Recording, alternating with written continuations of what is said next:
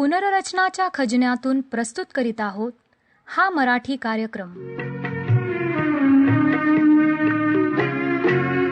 वंदना करतो आम्ही, वंदना करतो आम्ही, तुझ्या पुढे ही उपासना गाऊन करतो आम्ही.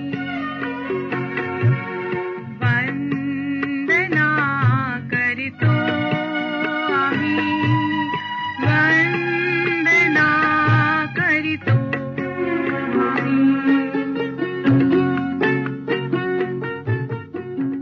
आज जर तुम्हाला तारणाचा अनुभव घ्यायचा असेल, पापांच्या क्षमेचा अनुभव घ्यायचा असेल, तर ते प्रभू येशूच्या नामामुळे होईल. त्या नावाला तुम्ही कसा प्रतिसाद देता, त्याचवरून पुनर्रचना कार्यक्रमात तुमचं स्वागत आहे. आशेचा संदेश देणारा हा पुनर्रचना कार्यक्रम आहे आणि ही आशा केवळ प्रभू येशूच्या नावात आहे. देवाजवळ जाण्याचा मार्ग कोणता आहे याच्यावर जर तुम्ही विचार करीत असाल तर आजचा कार्यक्रम तुमच्यासाठीच आहे. बंधू शिरसाट आपल्याला सांगतील की प्रभू येशू हाच देवाकडे जाण्याचा मार्ग आहे आणि तो तुमचा तारणारा होऊ शकतो. सर्व मार्ग एकच आहेत अशा म्हणणाऱ्या जगात जर तुम्ही सत्याचा शोध करीत असाल तर आमच्यासोबत रहा आणि ऐका पुनर्रचना. आता संदेशापूर्वी ऐकूया हे गीत.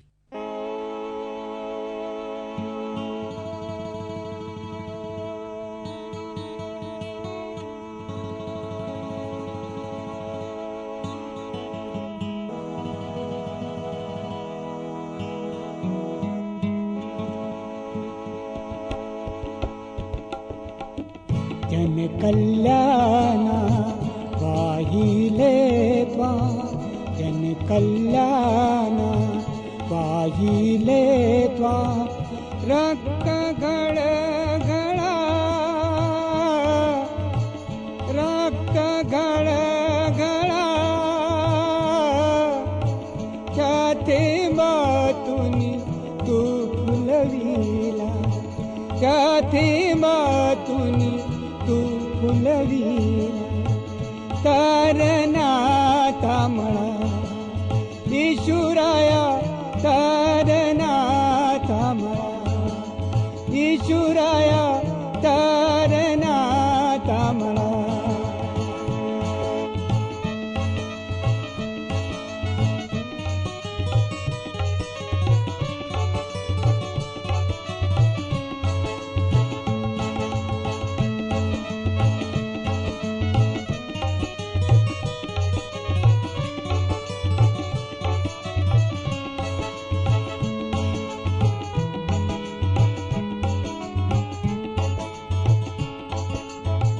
अपार व्याधी शिरा घेऊनी, अपार व्याधी शिरा घेऊनी, थकला दमला खरा, जग पापास्तव प्याला पिऊनी, जग पापास्तव प्याला पिऊनी, हाती पायी खिळा, इथेच विरली, इथेच विरली, आर्त आरोळी, कायाळ दागला पुरा,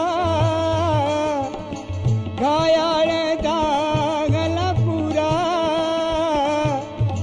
त्याते मातुनी तू फुलविला, त्याते मातुनी तू फुलविला. तारनाथा म्हणा ईशुराया, तारनाथा म्हणा ईशुराया, तारनाथा म्हणा.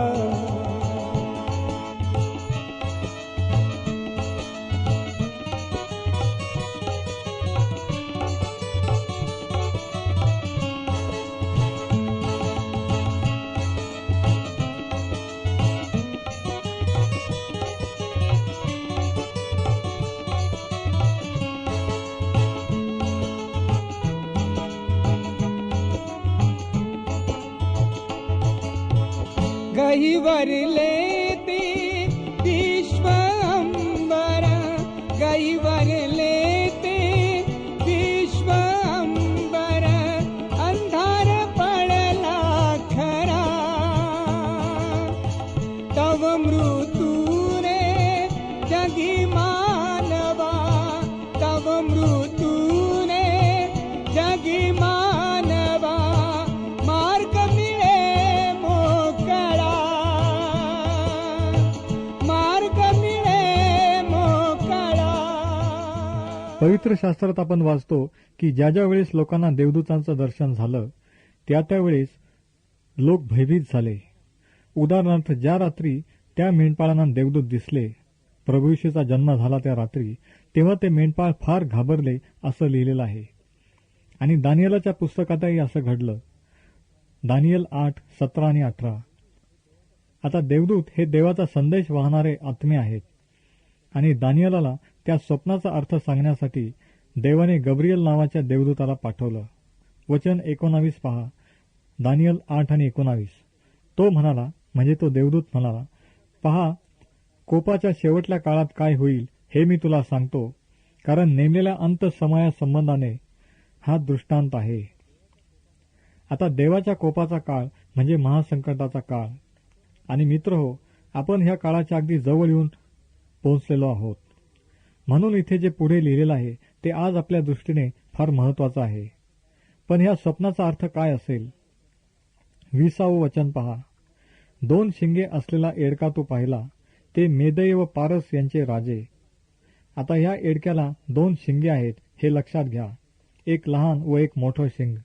मेदय व पारस यांच्या राज्यामध्ये मेदय राज्य हे मोठं होतं, ते मोठं शिंग, आणि दुसरं लहान शिंग म्हणजे पारसी राज्य, जे नंतर मागावून उदयास आलं आणि दुसऱ्या शिंगाहून मोठं झालं.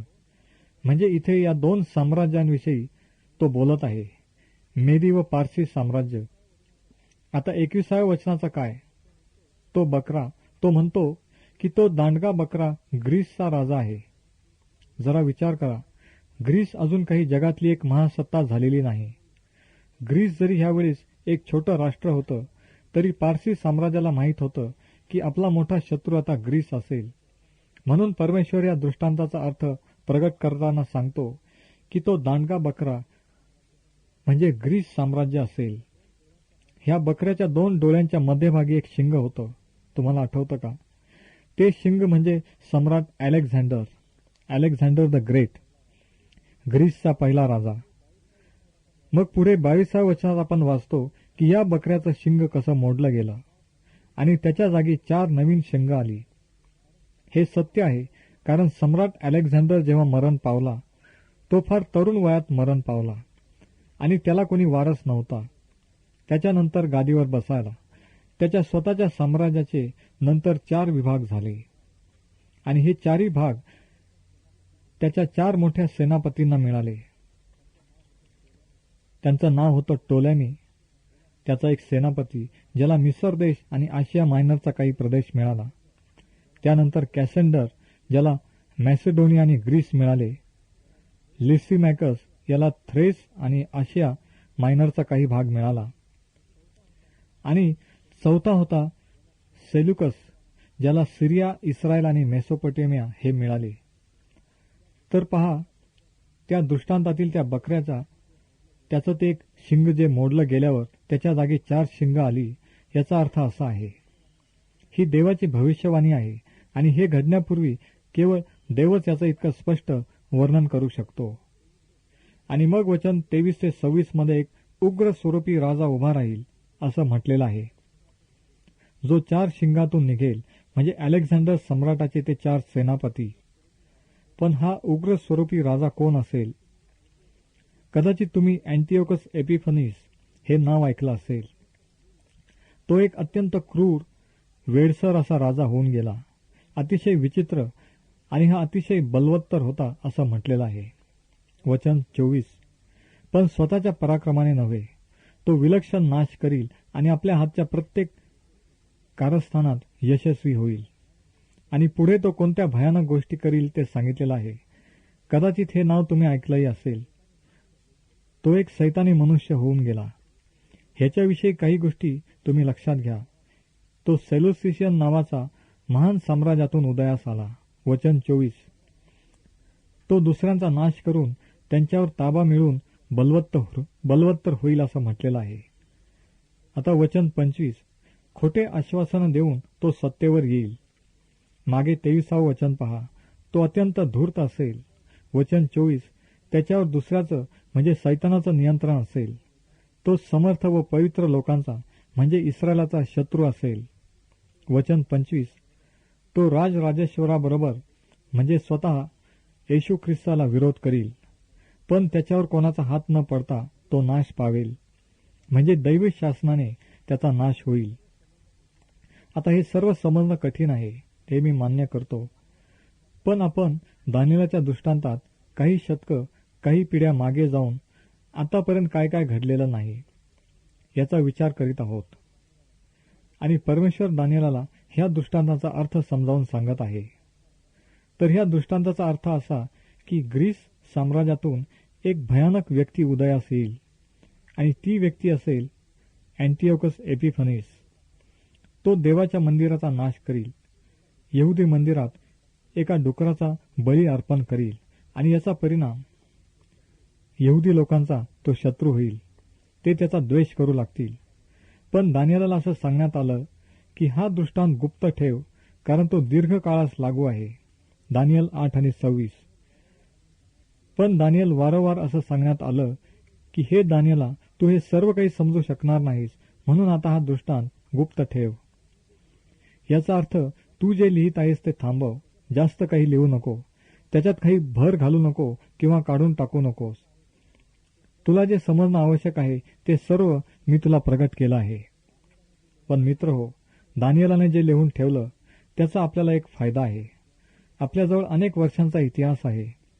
दानिएलाने लिहिलेल्या गोष्टी घडल्यास आपण इतिहासाचा अभ्यास करू शकतो आणि आज आपण म्हणू शकतो की खरंच दानिएलाने जे लिहून ठेवलं ते इतिहासात किती तंतोतंत घडलेलं आहे. पुनर्रचना खजिन्यातील हा कार्यक्रम आपणासाठी आशीर्वादित ठरला असेल अशी आमची आशा आहे.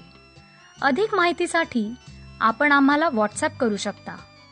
तसेच ईमेल सुद्धा करू शकता. आमचा नंबर आहे 797-222-7836. पुन्हा ऐका 797-222-7836. आणि आमचा ईमेल आहे punararachana@gmail.com. आपल्याला काय आशीर्वाद मिळाले हे आम्हाला नक्की कळवा. धन्यवाद.